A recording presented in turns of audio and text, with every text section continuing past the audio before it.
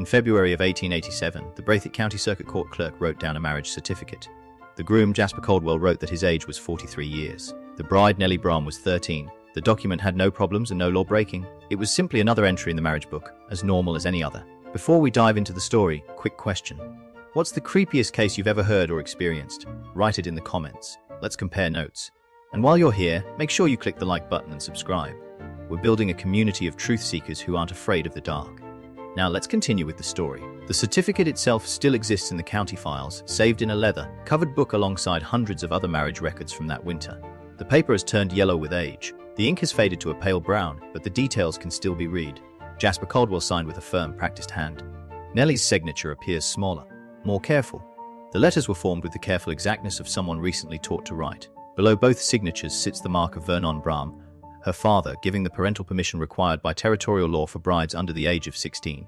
What the certificate does not record are the negotiations that came before the ceremony. Documents discovered in later estate proceedings revealed that Jasper Caldwell owned a lot of property in the Frozen Creek area, including timberland, livestock, and a large two-story frame house built on cleared bottomland near the creek. Vern Brahm farmed rented ground on the ridges above, working soil too steep and rocky for profitable growing. His family lived in a cabin with a dirt floor and a single window covered with oiled paper against the winter cold. The arrangement between the two men began that previous autumn, done through conversations at the general store, where men gathered to trade goods and settle accounts. Witnesses later recalled seeing Caldwell and Brahm in long discussions, sometimes joined by the merchant who held debts against the Brahm family. Land records from that period show Caldwell gave Vern Brahm timber rights to 40 acres of woodland, allowing him to cut and sell lumber. Livestock transfer documents show 3 breeding hogs changed hands, animals valuable enough to keep a family going through lean winters. A note in the merchant's ledger, saved when his store's records were donated to the Historical Society, shows a debt of a third belonging to Vernon Brahm, marked as settled by arrangement with J. Caldwell. The sum was nearly half a year's income for a poor farmer in that region during that time. One witness statement given years later during unrelated court proceedings mentioned that Nellie herself was present at the store during one of these discussions. The witness recalled her sitting near the wood stove, quiet and watchful, while the men did their business. She wore a patched dress that had been made longer with fabric of a different color, showing she had recently outgrown her clothing. Her hair was braided in the way young girls wore in that region, not yet put up in the way expected of married women. The marriage would legally accomplish what the negotiations had arranged. Nellie Brahm would stop being a dependent child in her father's household and become Nellie Caldwell, a wife with all the duties and expectations that status carried in 1880s Kentucky. The marriage between Jasper Caldwell and Nellie Brahm was not unusual. It was the system working exactly as designed. Kentucky law in the 1880s established marriage consent ages that would be unthinkable by modern standards. Girls as young as 12 could legally marry with parental approval. No court review was required. No investigation into the circumstances. A father's signature on the marriage certificate provided all the permission the law demanded, and circuit court clerks processed these documents without question or comment. Files from the Kentucky Historical Society contain legislative records covering the entire 19th century. These documents reveal multiple attempts to raise the age of consent, each one failing in the state legislature. The pattern was consistent. City representatives from Louisville and Lexington would introduce reform bills. Rural lawmakers from the eastern mountain counties would oppose them. The debates saved in legislative journals offer insight into the reasoning that kept these laws in place. One representative from Pike County argued in 1879 that raising marriage ages would be unwanted interference in family affairs and mountain traditions. Another legislator from Leslie County stated that such restrictions would cause hardship on families who depend on practical arrangements for survival. The language was careful, cleaned up, but the meaning was clear. These marriages served economic purposes that lawmakers were unwilling to disrupt. Newspaper files from the Lexington Observer show how casually these unions were treated in public discussion. Marriage announcements appeared in the society pages alongside notices of births and deaths. A typical entry from March of 1883 reads, Mr. Elwood Thacker, aged 38, to Miss Sarah Combs, aged 14, both of Letcher County. No editorial commentary came with these notices. They were simply news as unremarkable as weather reports or crop prices. The legal framework went beyond just permitting these marriages. Court records show that once married, these girls assumed full legal status as wives. They could be sued for debts, they could testify in court. Though their testimony carried less weight than their husbands, they were expected to fulfill all household duties and have children regardless of their physical readiness. Medical journals from the period saved in university files contain scattered references to the health consequences. An 1890 article in the Kentucky Medical Journal noted complications arising from early childbearing without directly addressing the marriage practices that caused these complications. Doctors documented the problems but stayed largely silent on the underlying cause, perhaps recognizing that the law itself approved what medicine increasingly understood to be harmful. What made the system particularly sneaky was its appearance of legality and social acceptance. These were not secret arrangements done in shame. They were public transactions recorded in official documents recognized by churches and communities. The marriages appeared in census records. Children born from these unions were registered without any note that their mothers had been children themselves when the pregnancies began. By 1890, some reform efforts began gaining traction, driven partly by women's organizations in cities and partly by physicians documenting maternal mortality rates. But in the mountain counties where economic desperation ran deepest, the old patterns continued. The law permitted it, custom endorsed it, and families like the Brams, facing circumstances that left them few choices, participated in a system that the state itself had created and maintained. The certificate in Breathitt County represented not just one marriage, but a legal and social structure built to make thousands of them possible. The Bram cabin sat on a ridge above Frozen Creek, accessible only by a narrow footpath that turned to mud every spring and froze solid every winter. 2 rooms, 7 children, and parents who worked land that barely kept them going through harvest season. Vernon and Martha Braham had arrived in Breathitt County in 1876, hoping to claim land under arrangements with absent owners in Lexington. What they found instead was the opportunity to farm on shares, keeping a portion of their harvest in exchange for working ground too poor for the landowners themselves to bother with. The arrangement kept them always in debt. Seed, tools, and basic provisions came from the merchant on credit to be repaid after harvest. But rocky soil and unpredictable weather meant harvest rarely covered what was owed. By 1886, the Brem family's situation had become desperate. Martha's health had gotten worse following the birth of her 7th child. She could no longer manage the heavy labor of mountain farming. The oldest son, barely 16, helped his father in the fields, but their combined efforts could not overcome the main problem. They had too many dependents and too little productive capacity. Letters discovered during estate proceedings decades later revealed the calculations Vernon Braham faced. His sister in Virginia had written asking why he did not simply move his family somewhere with better chances. His response, dated October of 1886, laid out the math of poverty with brutal clarity. Moving required money they did not have. Staying required solving the immediate crisis of mounting debts and insufficient labor. The letter mentioned Nellie directly, noting that arrangements might be made that would benefit all concerned. Other letters in the same collection show that Vern had received inquiries about Nellie starting when she turned 11. A widower from the next valley had sent word through a mutual friend. Another man, a merchant with property in town, had made his interest known to Vernon at church. These were not courtships in any normal sense. They were business propositions, and Vern had delayed making any decision while Nellie stayed young enough that even mountain custom hesitated. But by autumn of 1886, delay was no longer possible. The merchant held a 30 debt that Vernon could not pay. Winter was approaching and the family had insufficient stores to last until spring. Martha's illness meant they had lost her labor permanently. Something had to give. A diary kept by a neighboring woman donated to the County Historical Society in 1942 contains an entry from November of 1886. The woman had visited the Bram cabin and found Nellie helping her mother with washing. The diary entry describes Nellie as a child still thin as a rail with hands chapped from cold water and lye soap. The entry continues. Martha spoke of the marriage arrangement while Nellie was in the room. The girl said nothing, just kept working at the washing. I have seen animals in traps with less resignation in their eyes. The same diary records that Nellie attended the one-room schoolhouse sporadically when farm work permitted. She could read simple texts and write her name, accomplishments that placed her above many children in that region. But by December she had stopped attending school entirely. The teacher noted her absence in the attendance book without comment. Everyone understood what was coming. The general store at Frozen Creek served as more than a place of commerce. It was where men settled accounts, negotiated deals, and arranged the transactions that shaped their lives. In the autumn of 1886, Jasper Caldwell and Vernon Braham met there repeatedly, their conversations witnessed by others who understood exactly what was being discussed. Caldwell had been widowed for 3 years. His first wife had died of pneumonia, leaving him with a house that required management and fields that needed tending. At 43, he had what Vern Bram desperately needed: property, livestock, and influence with the merchant who controlled credit in that area. The negotiations between them were not romantic courtship, but economic calculation done with the same attention to detail as any livestock trade. Land deed records filed in January of 1887 show the first concrete result of these discussions. Caldwell gave Vern Bram timber rights to 40 acres of woodland on the ridge above his property. The value was substantial.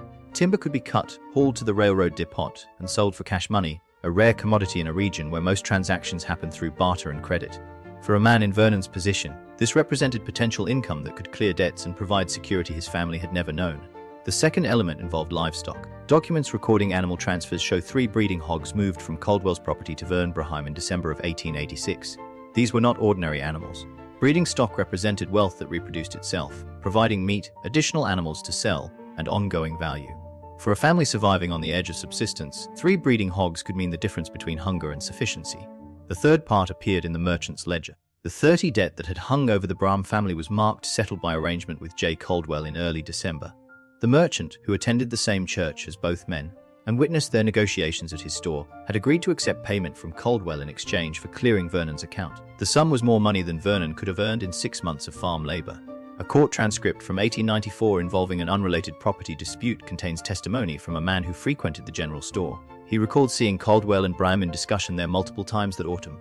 More importantly, he remembered seeing Nellie present during at least one of these meetings. His testimony described her sitting on a bench near the wood stove, wearing a coat too large for her frame, watching the men talk. When asked what was discussed, the witness stated everyone knew what was being arranged. The girl knew it too. You could see it in how she sat there, not moving, not speaking. The store owner himself, in a separate statement given to a traveling journalist in 1903, confirmed the basic facts. He remembered the negotiations, remembered marking the debt as settled, remembered Nellie's presence.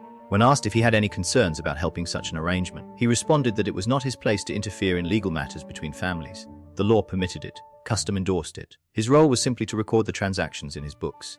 By January of 1887, all elements of the arrangement had been completed. Only the marriage itself remained, a formality that would legally transfer Nellie from one household to another and finalize what the negotiations had already determined. The ceremony took place at the Braithwaite County Courthouse on a cold February morning in 1887. The marriage required witnesses, and Caldwell brought 2 men from his church. Vern Braham attended alone. Martha was too ill to make the journey down from the ridge, and the other children had been left in her care. No minister officiated. The circuit court clerk performed the ceremony himself, a common practice for marriages where religious involvement was minimal or unwelcome. Church records from the Frozen Creek Methodist congregation contain no mention of the wedding. The pastor, who had baptized Nellie as an infant, apparently refused to participate despite the marriage's complete legality under state law. His silence spoke what his position prevented him from saying aloud. The certificate was signed, witnessed, and recorded. Nellie left the courthouse as Nellie Caldwell, legally bound to a man 30 years her senior. A neighbor later recalled seeing them that afternoon. Caldwell driving a wagon with Nellie sitting beside him, heading toward his property on the bottomland. She was carrying a small bundle that contained everything she owned. What happened in the months that followed exists mainly in fragments, pieces of documentation that together form a picture of what life became for a 13-year-old girl suddenly thrust into the role of wife. Letters written by Martha Braham to her sister in Virginia, discovered during estate proceedings in 1928, provide the clearest window into this period. One letter dated April of 1887 mentions that Martha had visited Nellie twice since the marriage. She wrote that the house was well built and the provisions adequate, observations that focus carefully on material conditions while avoiding any mention of Nellie's state of mind. The letter ended with a sentence that revealed everything it tried to hide. I pray daily that Caldwell treats her with Christian mercy until she grows into her duties. Another letter from September of that same year contained more troubling implications. Martha wrote that she had not seen Nellie in 2 months because Caldwell prefers she remain at the house attending to her responsibilities. The isolation was not unusual for wives in that region, but for a girl barely 14, cut off from her family and childhood, the loneliness must have been deep. The letter mentioned that Nellie was expecting a child. News delivered without celebration or joy, simply as fact. The 1890 census provides the next documented snapshot of Nellie's life. The census taker recorded her as Nellie Caldwell, age 16, living in Jasper Caldwell's household. 2 children were listed, a daughter aged 2 and a son aged 1. The note was clinical, offering no insight into the reality those numbers represented. Nellie had given birth to 2 children by age 16. Her body forced into motherhood before it had finished growing. A birth certificate filed in 1891 shows a 3rd child, another daughter. The attending physician noted complications during delivery, but provided no details. Medical records from rural areas in that period were notoriously sparse, and doctors rarely documented the full scope of problems they encountered, particularly when those problems came from circumstances the law itself permitted. By age 17, Nellie Caldwell was mother to 3 children, wife to a man who had purchased her through legal transaction, and trapped in a life she had never chosen. The documents record her existence, but cannot capture what she endured. They show only that she survived these years, and that survival came at a cost no record could fully measure. Nellie Caldwell's story was not unique. It was not even unusual. Research done by the Kentucky Historical Society in the 1930s examined marriage records from 10 eastern Kentucky counties covering the years 1870 through 1900. The results revealed a pattern so consistent it could only be described as systematic. Hundreds of marriages involving girls aged 12 to 15 and men over 30 were recorded in official county registers, each one as legally valid as any other marriage certificate filed during that period. Braithwaite County alone recorded 47 such marriages during the 1880s. Letcher County documented 32. Pike County showed 51. The numbers climbed higher in counties where economic conditions were most desperate and geographic isolation most complete. These were not oddities or scandals. They were routine administrative matters processed by clerks who saw nothing requiring comment or intervention. A particularly revealing document came up during archival research in 1976. A county clerk from Perry County interviewed for an oral history project before his death recalled his father's time in the same position during the 1890s. The son remembered his father explaining that such marriages typically increased after harsh winters or poor harvests. Economic desperation drove the pattern. When families faced starvation, daughters became negotiable assets. The clerk's father had kept a private notation system marking certain marriages with a small pencil dot in the margin of the register. When asked about these marks decades later, the son explained they showed marriages where the clerk personally found the age difference troubling, even though the law permitted them. Out of 218 marriages recorded during his father's time, 63 had these marks, but marking his private discomfort was the extent of any action taken. The law required only that proper consent be provided, and it was. Census records support what marriage certificates documented. The 1890 census for Clay County shows multiple households headed by men in their 40s and 50s with wives listed as teenagers and young children already in the home. One household recorded a 47-year-old farmer, his 16-year-old wife, and 3 children aged 4, 2, and infant. The math was unavoidable. The pattern went beyond just Appalachian counties. Western Kentucky showed similar trends, though in slightly lower numbers. Marriage records from Henderson County and Union County reveal the same age differences, the same economic circumstances, the same legal system helping transactions that today would be criminal exploitation. Geography might vary, but the underlying dynamic stayed constant. Poverty, patriarchal authority, and permissive laws created conditions where child marriage flourished across the entire state. Academic research done by sociologists at the University of Kentucky in 1934 included interviews with surviving participants from these marriages. Women who had been child brides in the 1880s and 90s spoke carefully about their experiences, their words shaped by decades of silence and the knowledge that questioning these arrangements meant questioning choices their own families had made. One woman married at 13 in 1883 stated simply, "That was how things were done when families had too many mouths and not enough means. We did not speak of fairness, we spoke of survival." The documentation exists in volume too large to dismiss as isolated incidents. Marriage registers, census records, county clerk testimonies, and oral histories all point to the same conclusion. What happened to Nellie Bram happened to hundreds of other girls across Kentucky, helped by laws that put parental authority and economic arrangements over the welfare of children caught in circumstances they could not escape. The teachers saw it happening. They recorded it in attendance books and private journals documenting losses they were powerless to prevent. Education records filed with county superintendents in the 1880s and 90s contain a recurring pattern. Girls would attend school irregularly through autumn and winter, then vanish completely, usually around planting season or after particularly harsh weather. The teachers noted these absences with careful language that avoided direct accusation, but made the circumstances clear to anyone willing to see. Emma Caudill taught at the Frozen Creek Schoolhouse from 1882 through 1896. Her personal papers, donated to the Kentucky Historical Society after her death in 1931, include a handwritten list of 17 students who left school to marry during her time. She recorded each girl's name, her age at departure, and the age of the man she married. The youngest was 12 years old. Her husband was 36. Caudill's notes describe these girls with precision that suggests she knew them well. One entry reads, Lisa Combs departed November 1887, aged 13, showed aptitude for mathematics, could work through long division, married to Samuel Holbrook, aged 41, widower with 6 children. She will raise his children now instead of receiving education that might have lifted her beyond subsistence. The teacher's frustration bleeds through the careful documentation. Another entry notes Sarah Bowling, aged 14, removed from school February 1889, had memorized large portions of scripture and could recite poetry. Her father arranged marriage to settle debts with merchant. Girl wept at her desk the week before removal but told no one the cause. We all understood anyway. These private papers reveal what public records could not. Caudill documented not just the departures but the impact on the girls who remained. She wrote that students became quiet and withdrawn when a classmate disappeared into marriage, particularly when that classmate had been younger than themselves. The girls understood their own vulnerability. They saw their future written in the absence of their peers. A report filed with the Breathitt County Superintendent in 1891 addressed the problem indirectly. Caudill noted that female attendance dropped significantly among students aged 12 and above, particularly in families experiencing economic hardship. She recommended extending the school term and providing meals to encourage attendance, proposals that would address symptoms while carefully avoiding the underlying cause. The superintendent's response, saved in the same file, acknowledged the attendance problem but gave no additional resources. The pattern would continue. Other teachers across eastern Kentucky left similar documentation. An educator from Wolfe County kept detailed records showing 9 girls removed from her schoolhouse for marriage between 1885 and 1892. A teacher in Leslie County noted in his annual report that the benefits of education for female students remain limited by early marriage customs that remove them from instruction before meaningful learning can occur. The educational consequences went beyond just the individual girls. Birth records from the period show that daughters of child brides were themselves more likely to leave school early and marry young, continuing cycles that kept families locked in poverty and limited opportunity. Illiteracy rates stayed stubbornly high in regions where child marriage was most common, creating generational patterns that would take decades to break. The teachers documented what they witnessed, but had no authority to intervene. Their role was to educate children who attended, not to question family decisions or challenge legal arrangements. They watched girls disappear into marriages that would destroy any chance of education, and they recorded those losses in careful script, testimonies to failures they could observe but not prevent. The death certificates tell the story that living voices could not. Files at the Kentucky Historical Society contain death records covering the late 19th and early 20th centuries. Among them are dozens of death certificates for women who had been child brides.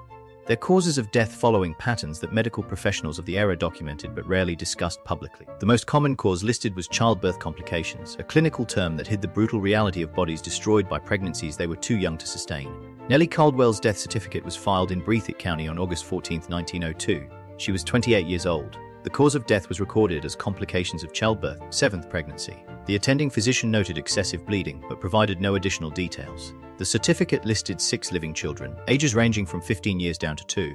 One previous pregnancy had ended in stillbirth. The math was devastating. Nellie had been pregnant or recovering from childbirth for most of her marriage. Her first child was born when she was 14. Her body had never been given time to fully mature before it was forced into reproduction, then kept in that state almost continuously for 14 years.